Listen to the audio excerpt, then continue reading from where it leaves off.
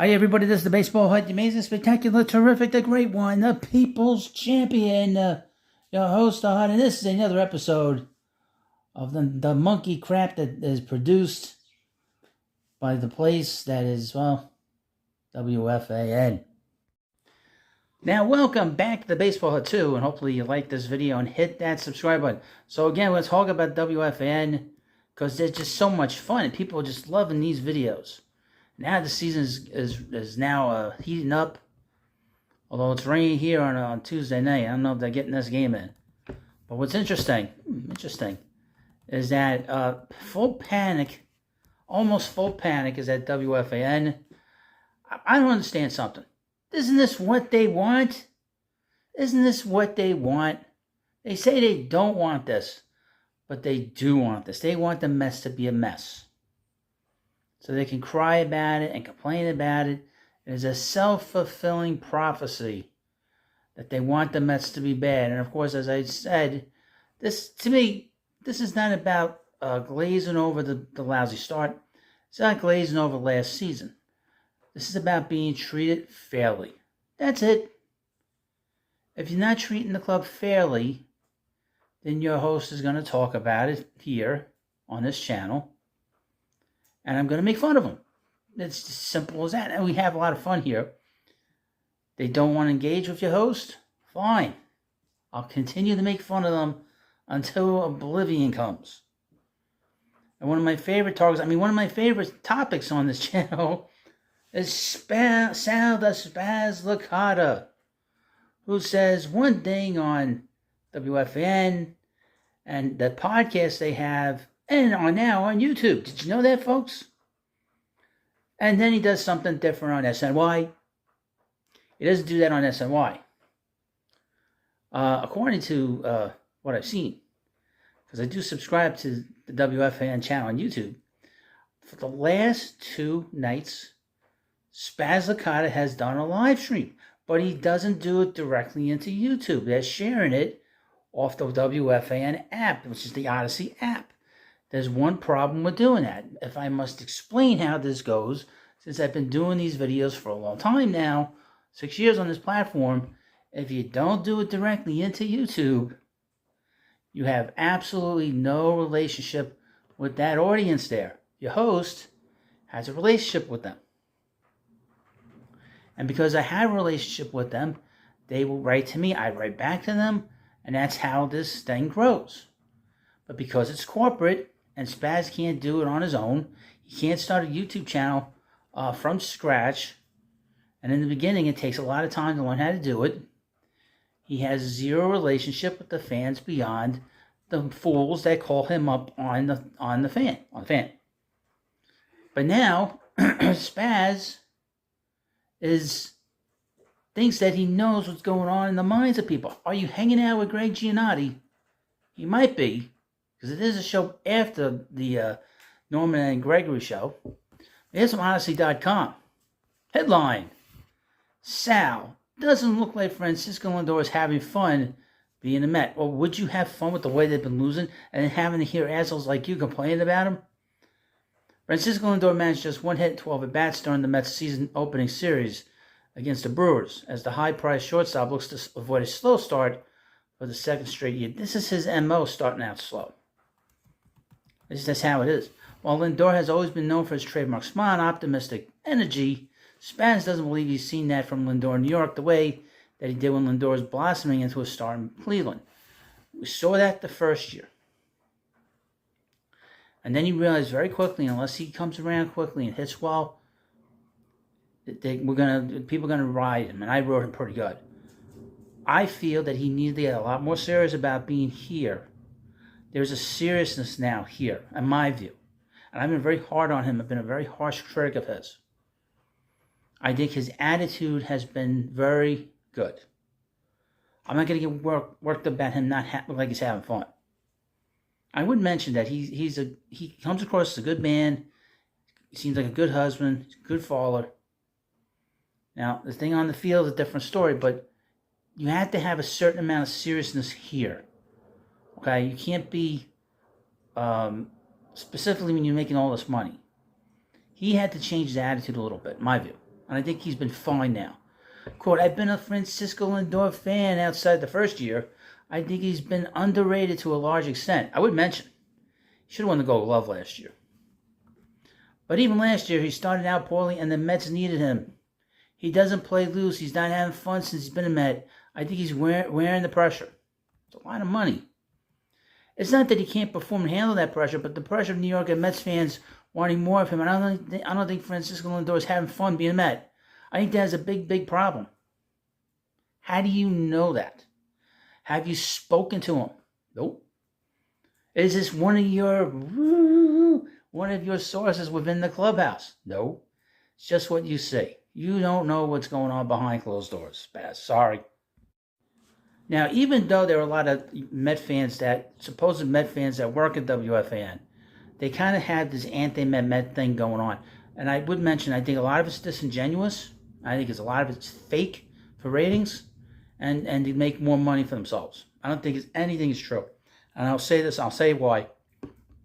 Years ago, the Mets were on WOR, which was, I think, 620 on the local radio dial here. They were off WFAN. Now they're on 880 on the local dial here now. But they were on 620, and Spaz Licata did a show, and everything was positive about the Mets. Everything was great. He went back to WFAN, and it was back to being negative, unfair bullshit. And since they go from extreme to extreme, trying to show to you that we know what the fans want. I'm going to say this again. These radio programs do not let every Tom, Dick, and Harry call up their stations willy-nilly. So I use these all weird cliches. They have call screeners, and they screen the calls. So you just can't just get on the air. You just can't call and get on the air, and then, lo and behold, talk to a host. It doesn't work like that. They have a message, and they'll continue on. Once in a while, they'll get somebody grumpy that they have to deal with, and they get nasty with them, and they hang up on them. Or even if they're a guest, a paid guest like Carl Banks, Sal Licata, you never live that down. Never forget, that was an important thing that happened at WFAN. What happened with Carl Banks, the former New York Giants football legend, was that they hung up on Carl because he wanted to talk about the Giants in a positive way. And Spaz can't handle it. He can't handle criticism. And neither can any of the other ones at the fan. Because they have to go negative. Because they still do this this old 1970s, 80s template and 90s of being negative about the local team. But here we have from Greg Giannotti. Now, one of the things that was mentioned many years ago when Mets had Sandy Alderson, he talked about Panic City. Well, Panic City has now been pressed there at WFAN. And they want to trade everybody. They want to blow this whole thing up. 4 games into the season. 4 games. Odyssey.com. Gio, Mets will have to blow this entire thing up if struggles continue. The Mets are now 0-4 in the season. And while it's still early, it's still early. Greg says David Stearns and company are going to have to hit the detonate button on the current roster. Things don't improve. Now, I would mention, I don't watch these shows. I don't listen to these programs. So I just read off of this website. This is everything they put out there. The Mets have major problems, Greg said. If they have these guys that you call because they have been legitimate everyday players, if they have bad seasons again, then they're going to have to blow this entire thing up. There's two ways about it. After four games. Ready to blow it up. People have been writing to me on all the channels saying that the season is lost. Monkey crap. It's only 4 games. I think the worst possible thing is for them to hover around 500, Gio said. Give us a decision on where this organization is going to go. Pete Alonso hits 50 homers and the Mets win 85 games. That would be amazing. Alonso has a great run. Let's sign Pete. If Alonso hits 50 and the Mets are 15 games under 500 for most of the year, then get rid of him. I'm going to mention. I would mention. Paul Goldschmidt was traded from the Diamondbacks to the Cardinals. The Cardinals did not give up anything of value to the Diamondbacks, to be honest with you. Now, one of the things I'll mention, and I'll give him credit, is that Evan Roberts is probably one of the most fair-minded when it comes to talking about our team, America's team, New York Mets. And part of the reason is I have a little more respect for him than I do the rest of them. It's because he's a paid fan. He has season tickets, and he goes to the games. And he doesn't complain about having to sit there and watch these games. Guys like Greg Giannis complain. They don't get free. They get free tickets. Boomer Esiason gets free tickets. They make all kinds of threatening remarks. They don't want to go to the ballpark. But Evan goes to the games. He's a paid customer. He's a paid fan, along with being on the radio. And he's calling out Mets fans, but he's also calling out some of his co-workers too, like Spaz Licata, who after 10 innings, of the beginning of the season, complaining on Twitter, complaining that the Mets needed to blow things up, needed to get rid of Pete Alonso. He's on Odyssey.com. And, of course, Greg Giannotti always complained about the Mets. But he's a Met fan. He acts like this on the fan. He probably doesn't act like this outside of the real world. In the real world. Evan calls out Mets fans already in Panic City. Like we're watching baseball for the first time. You would think that people watching this, they'd never watched a game. Evan says too many New York sports fans travel to Panic City too quickly. And there seems to be a mass migration there by Mets fans after just 4 games. Yep. Sure, things look bad right now, but Evan says the panic has gotten to be way too much this early into the season. Damn straight. It's ridiculous. Of course, disgusted as I am, as much as I did not enjoy scoring every second of a tooth extraction known as the Mets losing 5-0 in 10 innings, I have not arrived yet to Panic City. I'm not happy. I'm not in the greatest mood, but I ain't there yet. They're off to an abysmal start, and the timing of it stinks. I'm not going to sugarcoat the crap. I watched the first 4 games of the season. I'm simply reminding you and everyone else who loves to panic over every little thing, there were 4 games into the season. Quote, that is insanity. It's like we're watching baseball for the first time. It's like as New Yorkers, we never watched baseball ever in our lives. And now we're determining this team sucks after 4 games. I would mention some people on Twitter in particular said the Mets season was over because they lost the first spring training game. Spring training doesn't mean shit. It doesn't. And we all know that. But you would think that people that are so smart about baseball wouldn't panic so much. I mean, the panic is beyond the pale.